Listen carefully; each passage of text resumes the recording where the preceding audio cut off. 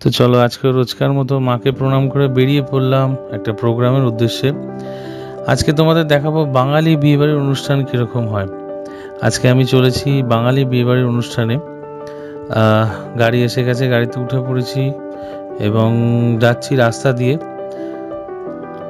আসলে এই অনুষ্ঠানগুলো খুব ট্র্যাডিশনাল হয়। দেখো আমরা ভেন্যুতে দেখতে দেখতে পৌঁছে গেলাম। কি সুন্দর চারপাশে ডেকোরেশন করেছে, চারপাশটা কি সুন্দর ফুল দিয়ে সাজানো। এটা একটা টিপিক্যাল বাঙালি বিয়েবাড়ির অনুষ্ঠান, যেখানে আমরা এসেছি গানের প্রোগ্রাম করতে, সাথে থাকবে খাওয়া দাওয়া। দেখো মঞ্চটা কি সুন্দর সাজিয়েছে, কি সুন্দর স্টেজ সাজিয়েছে।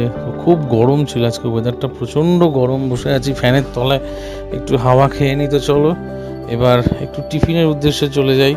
খাওয়া দাওয়া করে মঞ্চে চড়তে হবে। দেখো এখানে ভাইটা কি সুন্দরভাবে চিল্লা বানাচ্ছে, এটাকে বলে চিল্লা। এটি একটি ট্র্যাডিশনাল ডিশ এবং ভেজ ডিশ। এটাকে আমরা বলছি চিল্লা। তো চলো দেখতে দেখতে অনুষ্ঠান শুরু হয়ে গেছে, গান বাজনা চলছে। আসলে এই সমস্ত বিয়েবাড়িগুলোতে খুব সুন্দর বাঙালি গানেরই বেশিরভাগ ডিমান্ড থাকে, বাংলা গানেরই বেশিরভাগ ডিমান্ড থাকে। আমরা বাংলা গান দিয়ে প্রথমে শুরু করি, তারপরে আস্তে আস্তে নাচানাচি হই হাল্লা সব কিছুই হয়। তো দেখো আমিও মঞ্চে চলে গেছি আস্তে আস্তে, সকলে মিলে আনন্দ হচ্ছে, মজা হচ্ছে।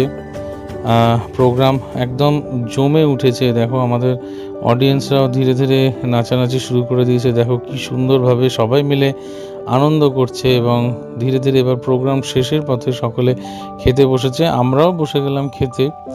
খাওয়া দাওয়া সেরে এবার সবাই মিলে বাড়ি ফেরার পালা। তো এইভাবেই আমরা আজকের এই ব্লগটা এখানেই শেষ করলাম। সকলে খুব ভালো থাকবে, সকল খুব ভালো রাখবে। Thank you so much. Tata.